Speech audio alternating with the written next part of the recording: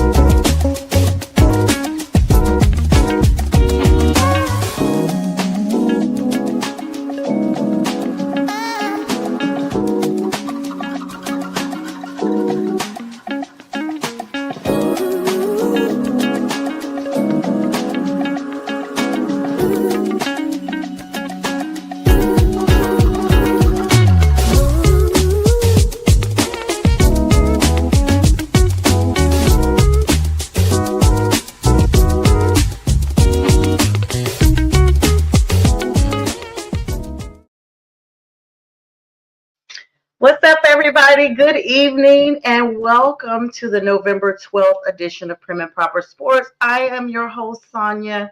Happy Wednesday, everybody. We are literally halfway through this wonderful month of November already, and Thanksgiving is right around the corner. You know it's going to be sales galore for the holidays upcoming and everything.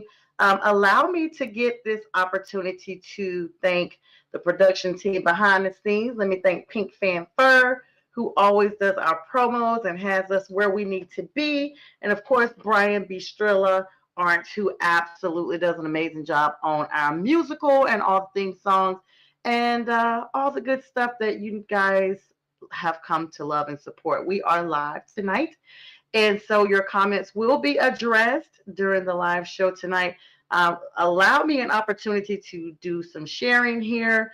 I was waiting for Pink Fanfur to be able to do that, but she may be a little busy at this time, so allow me to just do this for everybody. And let me also take this opportunity to thank all of our service men and women who have served. I hope that you're not just celebrating on yesterday, but that you're actually celebrating the entire month, because you deserve so much more than just one day. And we definitely would not be where we are if it was not for your sacrifice. So we thank you so much for that sacrifice. You guys, we are approaching week number 11 in the NFL. I want to start off with some kind of bittersweet news. Now, everyone, unless you've been living under a rock, if you're following NFL, especially Cowboys fans, Marshawn Kneeland, who unfortunately unalived himself on last week. Well, the Cowboys franchise revealed on today that his girlfriend, Catalina, is in fact expecting their first child. So they have a GoFundMe, an endowment, a scholarship, everything that they need to have in place for fundraisers to support her and their unborn child. And they are saying they want to do this for life, because they're saying Marshawn is a Cowboy for life. So just very sad, even more so sad now, knowing that his son or daughter, will come into the world, but they will know how great he was, I'm sure, from Catalina and family members who are there still supporting them. So I don't want to say congratulations, because it's such a bittersweet time to be actually supporting them.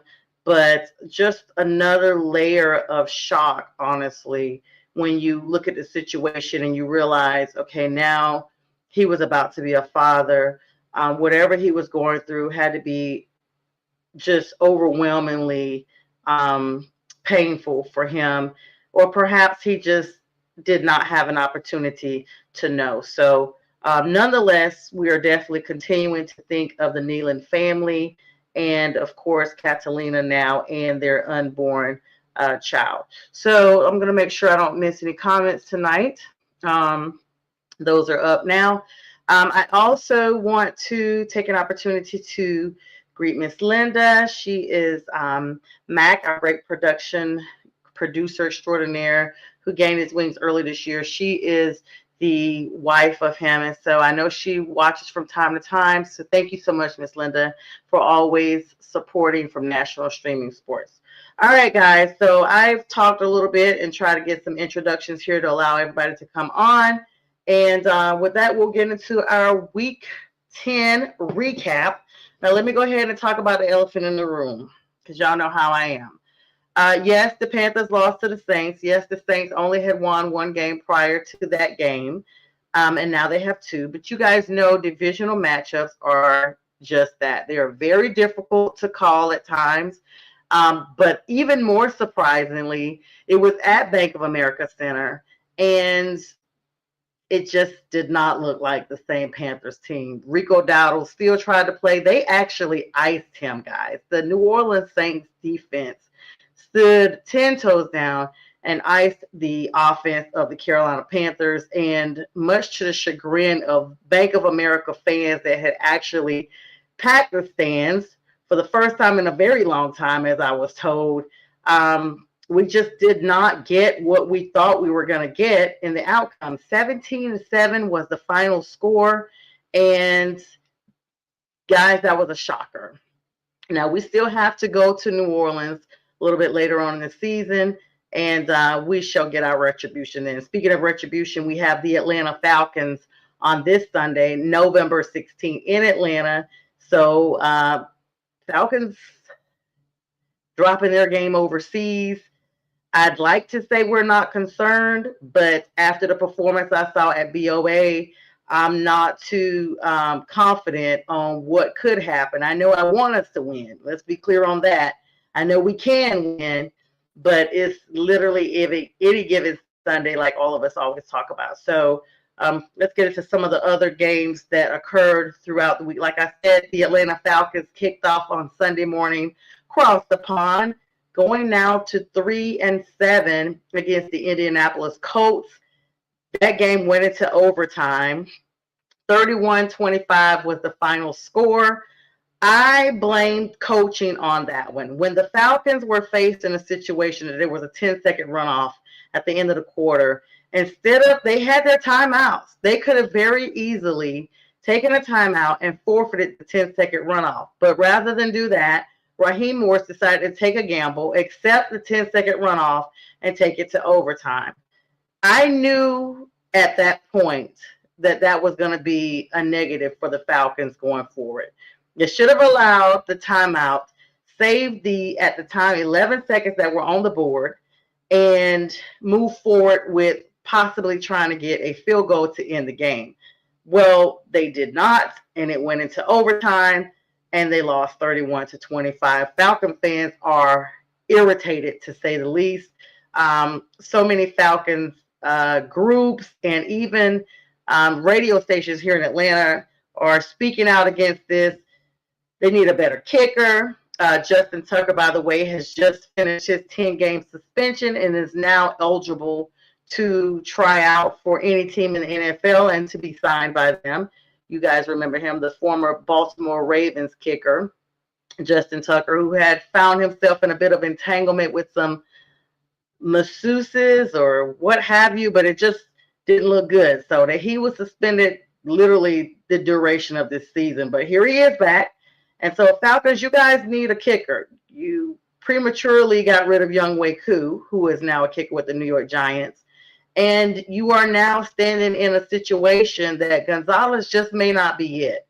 So perhaps you may look to get Justin Tucker to come down here, because some of these games that you all have lost could have been won had you just had a better kicker. So as they say, we shall see what the end is going to be, and that's going to be that. Let me share this live a little bit more here. I'm not seeing the shares that normally pop up, and I just want to make sure that everybody has an opportunity to know we are live tonight. So anyway, all right, guys. Let's look at some of the key games. Now, the biggest game before I get all the way down is the Miami game versus Buffalo. Now, for those people who were speaking out against Buffalo, who were, talking junk, Buffalo got their behinds handed to them by the Miami Dolphins. This is what I'm talking to you guys about. Division matchups do matter. This is really, really big. But before we get there, let's look at some of the other games. Green Bay and the Philadelphia game literally looked like a game of defensive players, one against another. 10-7 was that final score. The LA Chargers defeated the Pittsburgh Steelers. How disappointed are you guys in the Steelers with Aaron Rodgers? This is something I told everybody about a while back. I was not impressed with Aaron Rodgers going to the Steelers to begin with. Just the entire way that it just unfolded with all the drama that was going around with his signing, him holding out and what have you. And now he's with them, and he's just not the Aaron Rodgers that they signed up for. And I'm pretty sure Pittsburgh fans are not pleased at all. And so when you look at things like that, you just kind of look like, okay, here we go again. And now what have you. So Pittsburgh falls 10-25 to the Chargers. The Detroit Lions double what Washington puts up without Terry McLaurin and, of course, Jaden Daniels. And that is 44-22. And then on top of that, you have scores where Houston actually won against Jacksonville. A little bit of disappointing news for Jacksonville. Your guy, Mr. Heisman, he is Travis Hunter, and he is officially out for the season after a knee surgery on yesterday that ends his NFL debut, at least for this year. So we wish Travis well. We definitely hope he gets better soon, but he is out for the duration of the season. Nonetheless, the actuality of that division making some type of tailspin run is a shocker here, with them getting the defeat to Houston 36-29. LA Rams defeated the San Francisco 49ers 42-26, another divisional matchup. Baltimore got over on Minnesota despite a very valiant fight by the Vikings, 27-19. JJ McCarthy still looking good. Let's not get it twisted. The New York Jets actually beat the Cleveland Browns. So Jets securing them a win here, 27-20. And I told you guys about Miami getting the win over Buffalo. Not just a win, a trolloping, 30-13 over the Buffalo Bills. I mean, I don't know where Josh Allen was in the picture, but he was supposedly there, but then he was nowhere. 30-13. New England gave Tampa Bay what they needed to do to get it done in a close game, 28-23 over Baker Mayfield and that injured offense who was continuously getting it done no matter what. They didn't have enough against the Patriots. Drake May looking outstanding. I dare to say that New England has found their missing quarterback. They have not been the same or competitive since Tom Brady left. I mean, you guys remember they tried Cam Newton.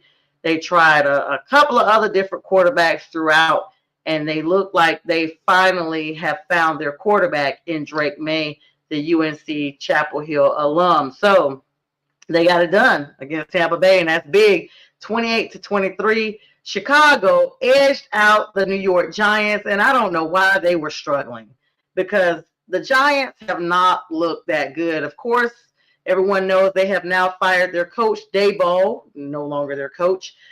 Cam Scatterboo is out injured. Malik Neighbors was injured. They are now benching Cam Ward, Dart. I always mix him and the Titans quarterback up.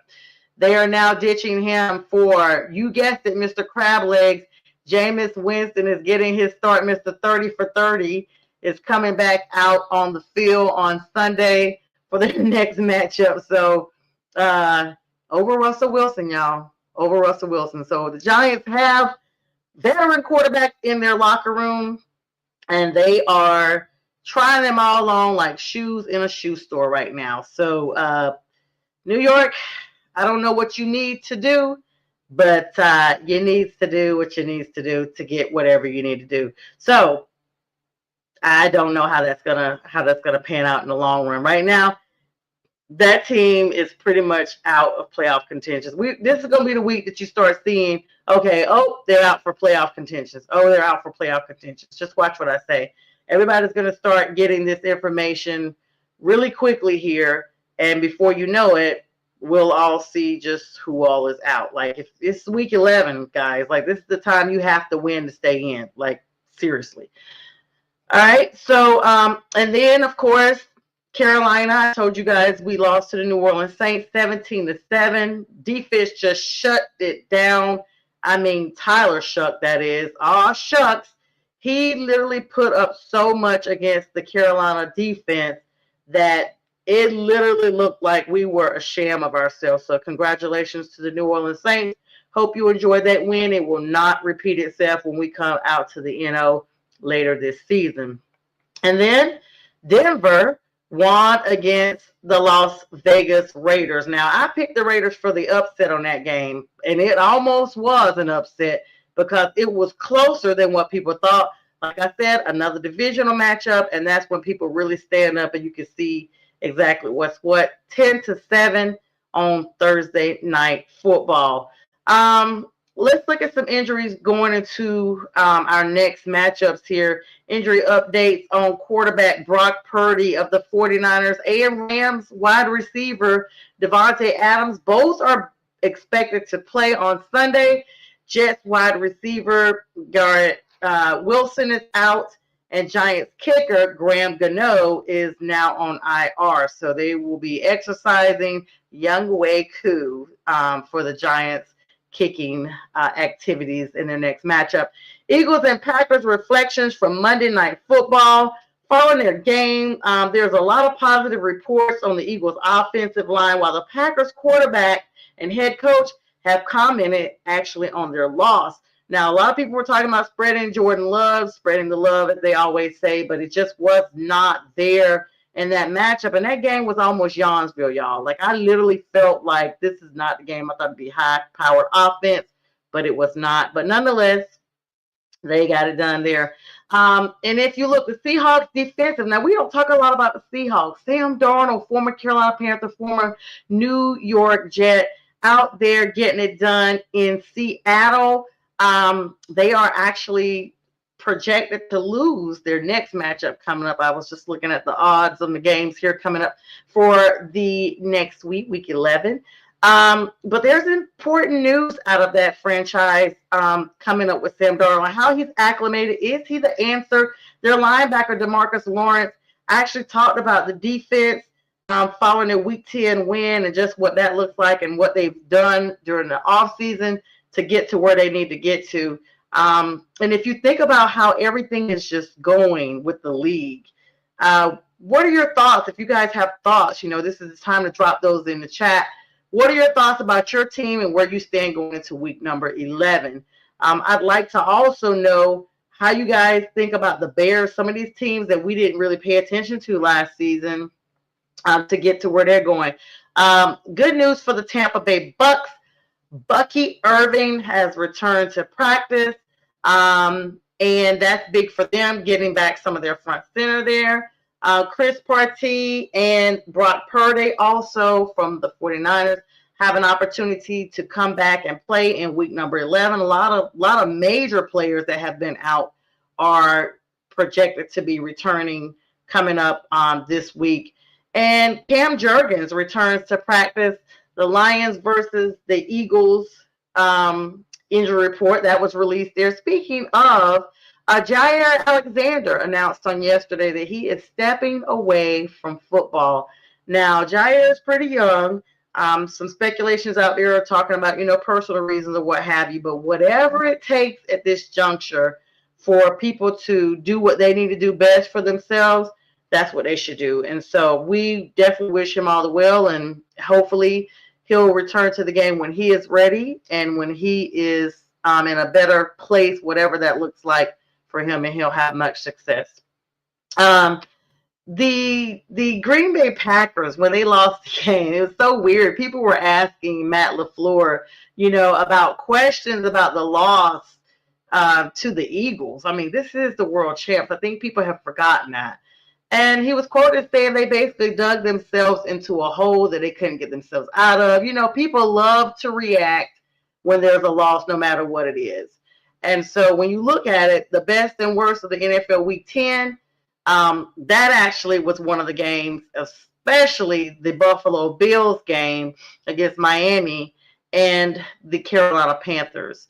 Now, let's fold back just a little bit to the Atlanta game. Jonathan Taylor literally turned in the best performance by a running back all season in Sunday's matchup over in Berlin against the Atlanta Falcons.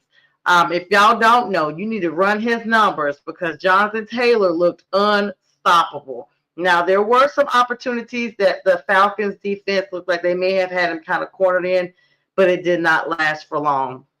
And another message here, New England, I told you guys how they have really been improving. They, for a while, guys, this is what's shocking. I guess, they've won so many rings back to back. It was only natural that at some point they started to lose, but they are now going from worst to the first in the AFC East. They have that victory, 28-23 over Tampa Bay, and they are claiming the division, guys. Just really, really big news coming out of New England. So Patriots fans can once again, get excited about the game and what have you. Now, I'm not going to go out there on a limb and say you guys going to the Super Bowl. Let's be clear. But you could. You could definitely make a playoff push. And that's what I think everybody will be looking forward to coming up. Let's make sure we don't have any more breaking news before I hop off of here. This is a condensed version of the show that we do on Wednesday nights here. And that way I try to make sure that everybody is accounted for. Now, let me just run through because we'll talk about this a little bit on Friday night, Friday with the Fellas. This is my show that I have with everybody on Friday nights at 9 p.m. right here. Jets and Patriots are coming up on Sunday Night Football, and I'm going to tell you, not Sunday Night Football, on Sunday, and I'm going to tell you guys right now, do not think of this one way or another. Why? Because I told you divisional games are different. The Washington Commanders are playing starting off Sunday morning in Spain at 9:30 a.m. This is their first Spain game against the Miami Dolphins. They've already started taking their swim over there. The Green Bay Packers are taking on the New York Giants. I guess you guys are going to be excited about that in one way or another. We get a chance to see Jameis Winston come back out there. The Texans and Titans. The Titans are looking a little bit better, guys. Looking a little bit better. We may see some things that we were not planning on seeing, especially because this game is in Nashville. That's Sunday. Of course, I told you guys the Atlanta Falcons will take on the Carolina Panthers here in the city. Birds are going to be sitting there, not looking pretty after we're done with them, hopefully. Fingers crossed, Panther fans. Bears and Vikings, NFC North matchup, y'all. The Vikings and the Bears, that's going to be a good one and probably a very high-watched game because they are so competitive in the NFC North. By the way, congratulations to the Detroit Lions. They have taken over the NFC North division as the best NFC North team, and I think they may be the highest ranked NFC team right now in the league. So congratulations to them. The Chargers are taking on the Jaguars, as well as the Buccaneers are taking on the Bills in Buffalo. Now, I'm definitely not always going to root for Buffalo, but I will on this because I need the Buccaneers to lose another game. And I need the Panthers to win this one so we can take over the South. It's all about, what benefits me. The enemy of my enemy is my friend kind of thing. You know what I mean, guys? So that's that. Bengals are taking on the Steelers for an AFC matchup. Joe Flacco. Joe. Aaron Rodgers. These are names that are throughout, this entire division. So it's anybody's game in the AFC North. 49ers are taking on the Cardinals for NFC West matchup. Brock Purdy is expected to be back. Not sure if Kyler Murray has been cleared yet or not. That's going to be important. to see. They had quarterback Mills that was out there last week, but he didn't look too shabby. The Seattle Seahawks are taking on the Rams. We got Goff versus Sam Darnold. That's going to be a good game, and that game is actually in LA, and they are predicting Jared Goff and his crew to win that game. So that's going to be, I say Jared Goff. Matt Stafford. Jared Goff is in Detroit. Matt Stafford came from Detroit, and he is with the Rams. What am I thinking? I went way back, guys. Matt Stafford and the Rams. All right. And then you have the Chiefs and the Broncos in Denver playing at 4:25 p.m. Sean Payton's got that Denver Broncos defense looking like the defense from 10 years ago.